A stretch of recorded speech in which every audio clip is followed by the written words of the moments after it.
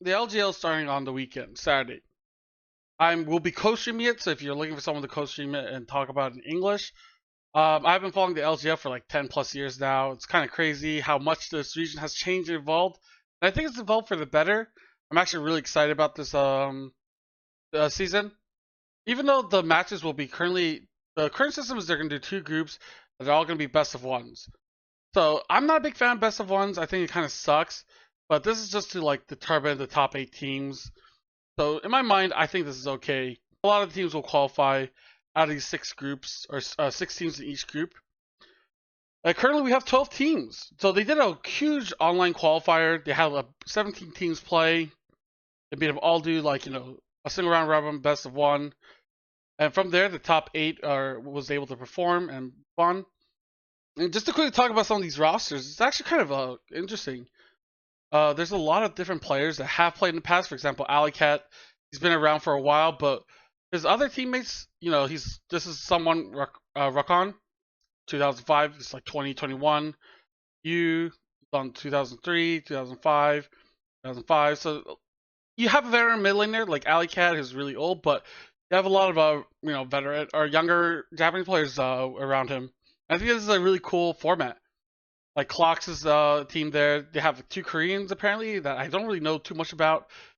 So even though I've been watching the league for like 10 years, there's a lot of players here that I don't really know too much about, and I feel like that makes the whole league interesting. We're gonna have a bunch of teams, a bunch of different players from a bunch of different backgrounds competing and playing, and I think this makes the league really fun and interesting. Unfortunately, League P hasn't updated it, but 4 teams that already qualified from last year: DFM Academy, Fennel, Girl Youth, and Yang Yang. Yang Yang just announced their roster today as making of this video. So this will also be a team of players that I don't really know too much about, and I feel like that is pretty exciting. The fact that we can have all these different players and all these different leagues come together and form like a kind of like a fun international tier 2 system is exciting for me. L Gaming qualified, they're from DFM Academy. There's a few players that have been around, and I think the most exciting roster probably will be Fennel. They have Elam and Dice. These are players that people should know about. Elam was obviously at one point on T1 Challengers. He played a bit in Japan on Sengoku. I think that's where I would know him most about, was when he spent that 1 year in Goku 2024, right before the 2025 LCP happened. He's now back in Japan, been around. He's like a veteran. Dice is another player I feel like people should know about. He was on Sengoku, now he's on Dig. Well, Sengoku turned into QD Dig. Now he's on Fennel. And QD Dig turned into Fennel, so it's a little bit complicated, but these players have been around for a bit. But the nice part is they're filled with rookies. So I'm not too sure. It says Rocky K9 here is 18 years old. Rocky is also young. He's 22. And Bruce role swap from jungle to support. And I feel like this is a very interesting team to look at.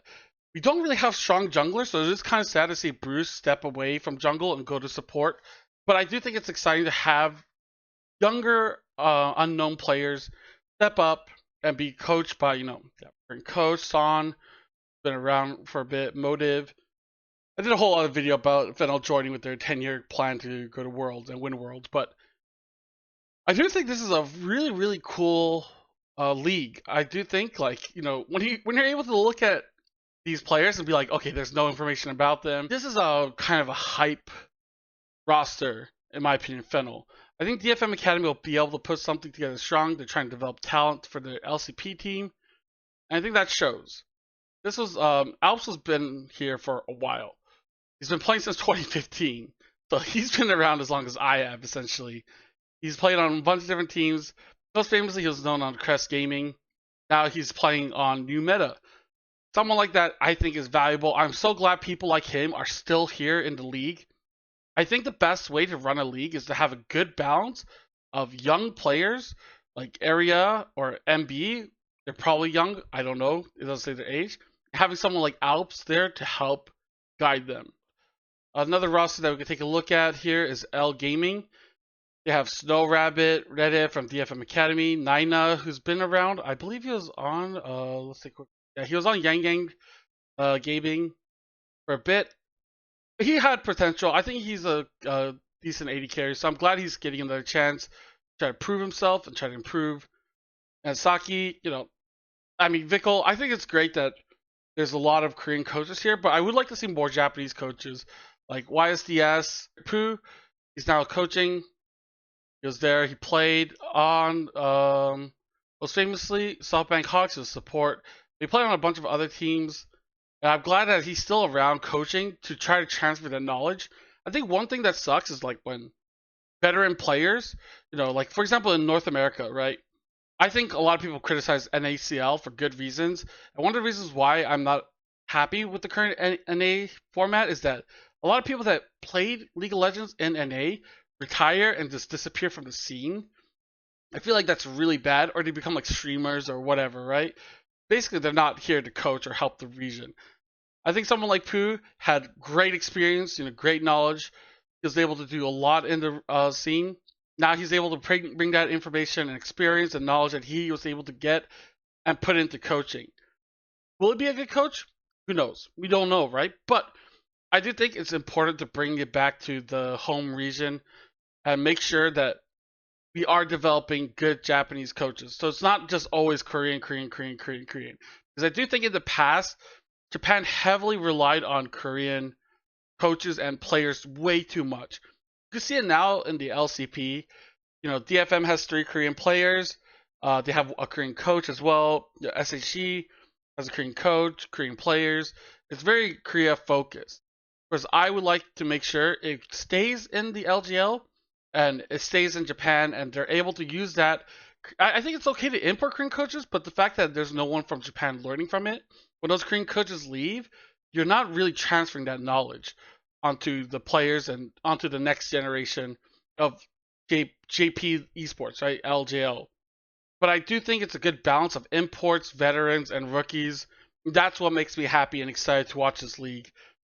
I'm pretty sure LJL will be going great. Finally, after like 10 years of watching, instead of just importing and using up, washed up players from the past, we're finally getting new talent, getting new teams, we're getting new coaches, we're getting new players, and we're giving them a chance to shine. Obviously, it's going to be a lot harder because funding is a lot less than before. But in my mind, I do think that this is a good way and to bring up the next talent. I'm really excited to watch the LGL. It's starting on Saturday. I hope you're there. I will be there to watch all the games as much as I can. And we'll be co-streaming it in English. And I'll help tell the stories of the players that have been playing here and developing this strong region for the last 10 years. And hopefully, with this new system, the LGL can improve. And maybe in a year or 2 time, we can see new faces in the LCP. And maybe this will help revitalize the region and make the region better.